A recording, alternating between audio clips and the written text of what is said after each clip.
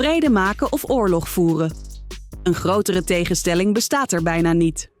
Deze discussie verdeelt ons land, of het nu gaat over Gaza of Oekraïne.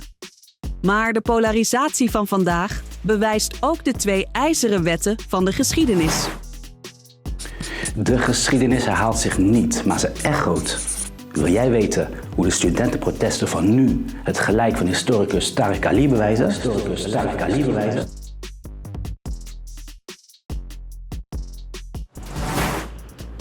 Aan de andere kant, in het leven is er één ding zeker.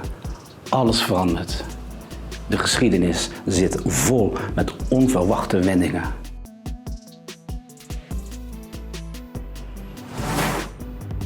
Slachtoffers worden daders, voorstanders worden tegenstanders. Wil jij weten hoe de huidige beweging voor vrede in Oekraïne dit bewijst?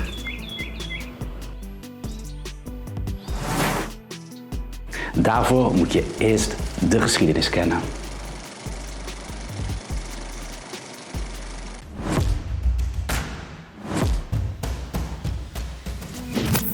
Ik ben Jean-Éric en dit is het Oud Nieuws Journaal.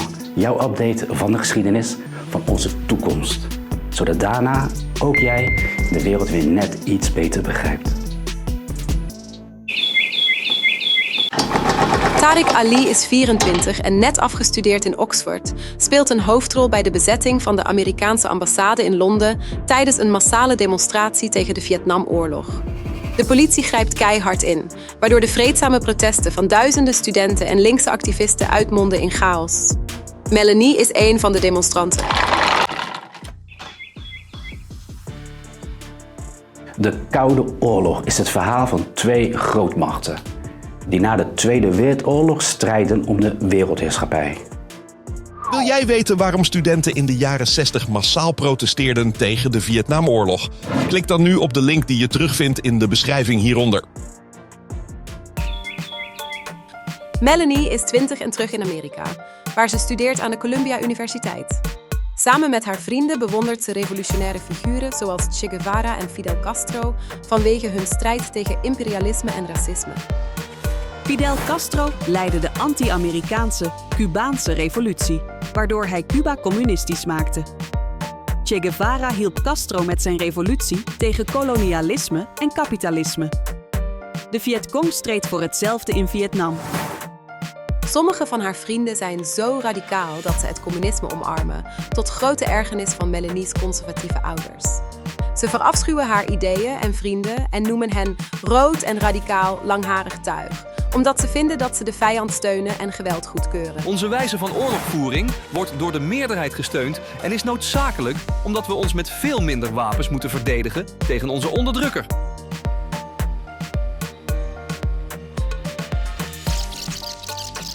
De Vietcong pleegde verschillende bomaanslagen in Saigon, waaronder 1 op een restaurant dat werd bezocht door Amerikanen, waarbij tientallen mensen omkwamen, zowel militairen als burgers.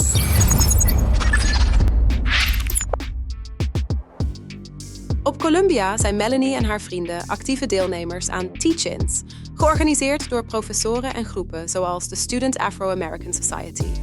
Voor hen is Martin Luther King Jr. een held. Niet alleen vanwege zijn standpunt tegen de Vietnamoorlog, maar ook omdat hij het Amerikaans imperialisme linkt met racisme en ongelijkheid.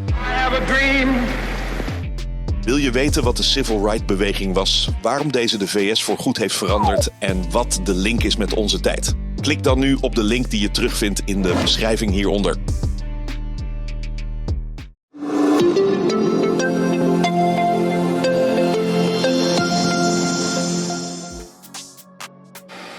Vanwege deze idealen besluiten Melanie en honderden andere studenten om 5 universiteitsgebouwen te bezetten.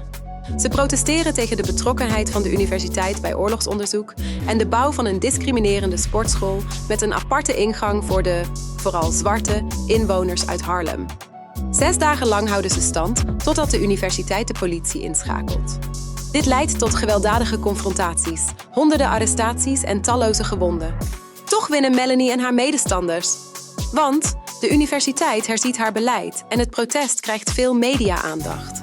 Wat de anti-oorlogsbeweging nieuwe energie geeft en andere universiteitscampussen wereldwijd inspireert om hetzelfde te doen.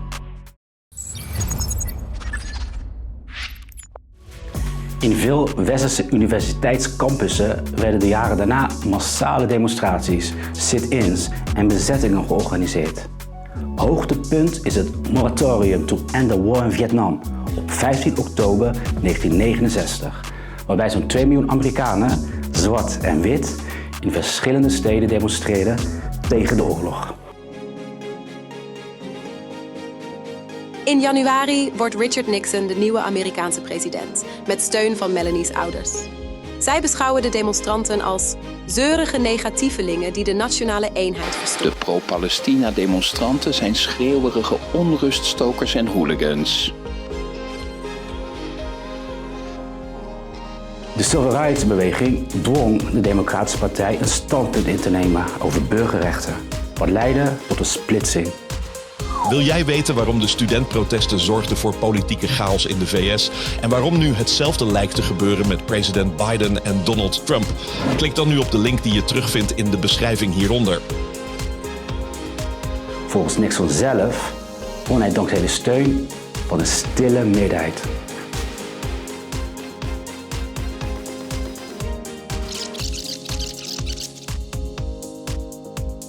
In zijn beroemde Silent Majority-toespraak roept Nixon op tot steun van de stille meerderheid van Amerikanen die volgens hem het oorlogsbeleid steunen, mensen dus zoals Melanie's ouders. Toch is het de luidruchtige minderheid, waaronder Melanie, die Nixon dwingt vredesonderhandelingen te beginnen, wat uiteindelijk leidt tot het einde van de oorlog in 1973.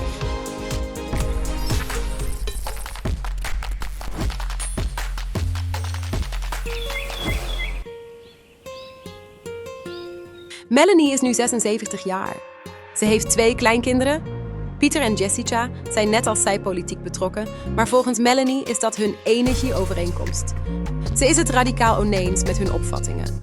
Pieter, 20, studeert aan de Columbia Universiteit. Hij voelt zich thuis in de woke-beweging en strijdt samen met zijn non-binaire vrienden tegen ongelijkheid en discriminatie. Geschokt door de gruwelijke beelden, OP social media, van de Israëlische bombardementen op Gaza, sluit Pieter zich aan bij Students for Justice in Palestine. Ze organiseren teach-ins en demonstraties en eisen dat de universiteit alle banden met Israël verbreekt en dat de Amerikaanse regering stopt met het leveren van wapens aan Israël. Pieter pleit voor een onmiddellijk staakt het vuren. Omdat hij deelneemt aan deze vredesbezetting, wordt hij, net als toen zijn oma, hardhandig opgepakt door de politie. Melanie vindt dat Israël het recht heeft zichzelf te verdedigen tegen Hamas-terreur. Ze vreest dat haar kleinzoon en zijn vrienden gehersenspoeld worden door radicale groepen. Verbaasd is ze als enkele van Pieters vrienden zich tot de islam bekeren. Maar ze maakt zich vooral zorgen om zijn antisemitische en neomarxistische ideeën. Ze belt hem bezorgd op.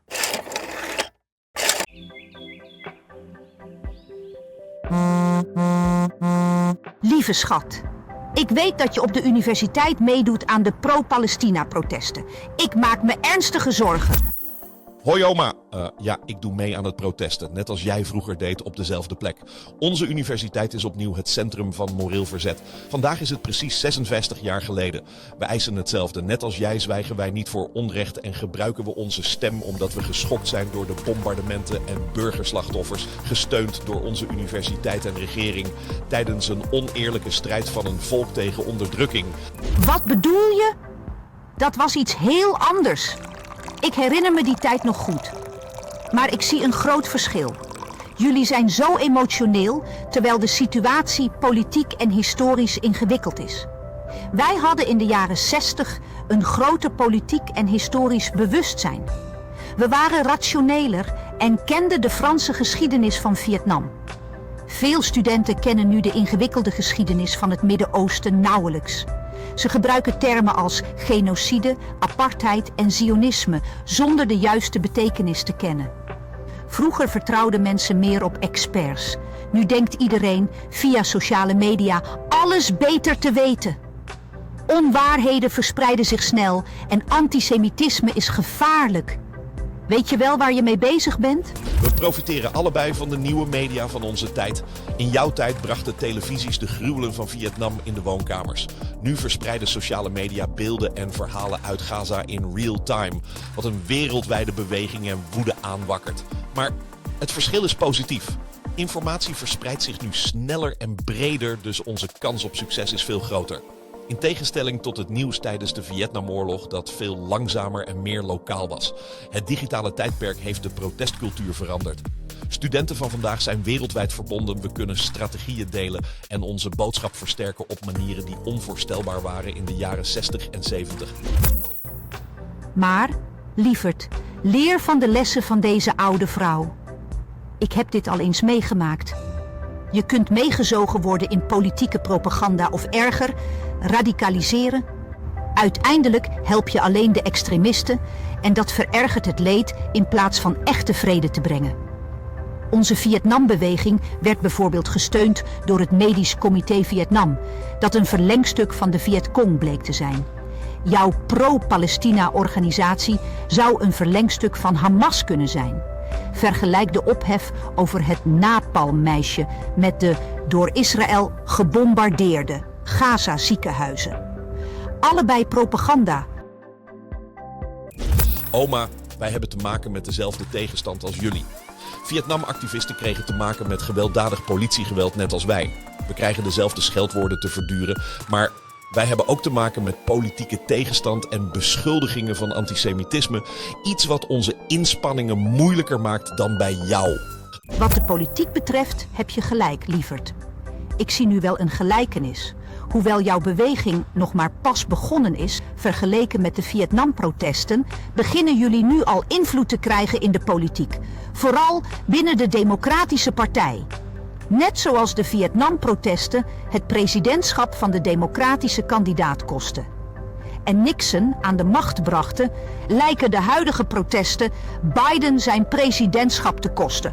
De bonus is voor Donald Trump. In augustus staat de Democratische Partij opnieuw een heftig congres te wachten dat veel opschudding zal veroorzaken. Inderdaad. En dat komt omdat wij, net als jullie tijdens het Vietnam-tijdperk, de Palestijnse zaken koppelen aan ongelijkheden zoals antiracisme, antikolonialisme en mensenrechten schendingen. Maar oma, je moet ook eerlijk zijn. Ik en mijn vrienden komen oprecht op voor het onrecht van anderen, terwijl jouw generatie ook, of vooral, uit eigen belang streed. Want de Vietnamoorlog had een directe en levensbedreigende invloed op jonge Amerikanen, namelijk door de dienstplicht. 1,9 miljoen jongeren werden opgeroepen voor militaire dienst. Dit persoonlijke belang kennen wij niet. Oké, Peter, je hebt een punt. Nu ik dit met je heb besproken, ben ik minder bezorgd over jouw protest. Ik zie nu meer de overeenkomsten dan de verschillen. De geschiedenis laat ons zien dat studentenprotesten een belangrijke oorzaak van verandering kunnen zijn. Door het overheidsbeleid uit te dagen en gerechtigheid en mensenrechten op te eisen. Dank je, oma. Het is goed om te weten dat je begrijpt waarom dit belangrijk voor ons is. Ik ben trots op je. Blijf vechten voor wat je gelooft.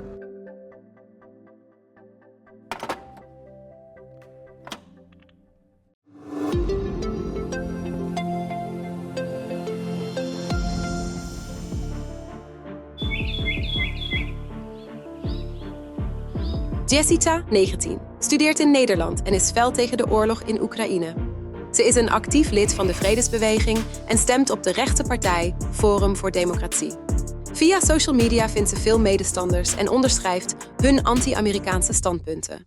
Ze vindt dat de NAVO moet stoppen met het leveren van wapens aan Oekraïne en verafschuwt de oproep van de linkse Jesse Klaver om in Nederland munitiefabrieken voor Oekraïne te bouwen. Haar slogan: Stop de oorlog!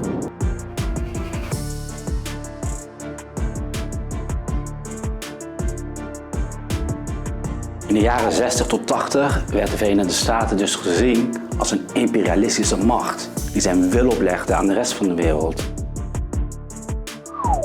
Maar de Sovjet-Unie was geen haar beter.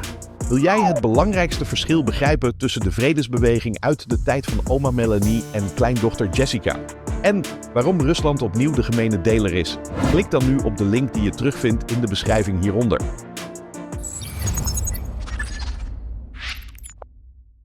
Oma Melanie is van mening dat Jessica's oproep tot vrede de Amerikaanse belangen schaadt en de Russische vijand helpt. Als linksliberaal vindt ze de politieke vrienden van haar kleindochter extreemrechts en fascistisch. In paniek belt ze nu ook Jessica op.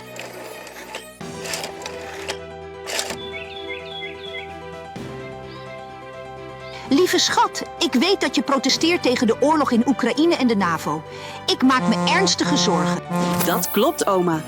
Net zoals jij deed toen je mijn leeftijd had. De wapenwetloop en oorlogsdoden moeten stoppen. Maar met het protest van jouw extreemrechtse politieke vrienden steun je ook een extreemrechts Russisch regime, onze vijand. Oh? Zeker net zoals jouw extreemlinkse politieke vrienden een extreemlinks Russisch regime steunden, 50 jaar geleden. Maar het huidige Rusland wil het Westen kapot maken met nepnieuws. Oh? Ik leerde juist op school dat de Sovjet-Unie dat deed. Met communistische propaganda in de tijd dat jij studeerde. Wat een ironie. Het lijkt erop dat mensen gewoonweg geen oorlog willen met wie ze ideologisch op één lijn zitten.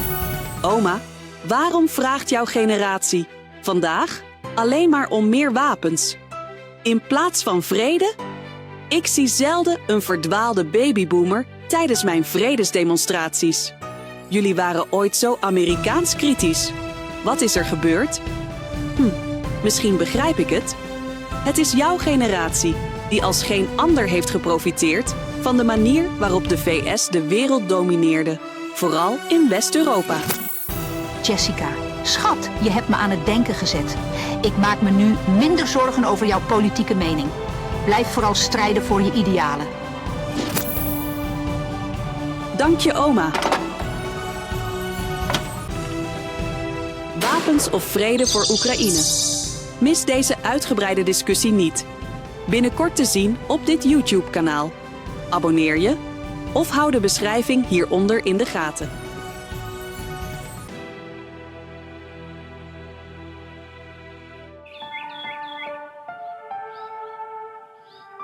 Op een zondagavond kijkt Melanie naar een talkshow. En ze ziet daar een oude bekende, Tariq Ali. De inmiddels 81-jarige bedenker van de quote: "De geschiedenis herhaalt zich niet, maar ze echoot", met wie Melanie in 1968 de Amerikaanse ambassade in Londen bezette. Daar praat hij over de oorlog in Gaza en Oekraïne. Ali vindt het Westen in beide gevallen agressief en hypocriet. Hij zegt dat Amerikaanse wapens aan Israël een genocide in Gaza veroorzaken. En dat Amerikaanse wapens aan Oekraïne het lijden van de Oekraïners vergroten. Melanie zucht diep en zegt hard tegen zichzelf: In het leven verandert alles. De geschiedenis zit vol met onverwachte wendingen. Slachtoffers worden daders, voorstanders worden tegenstanders.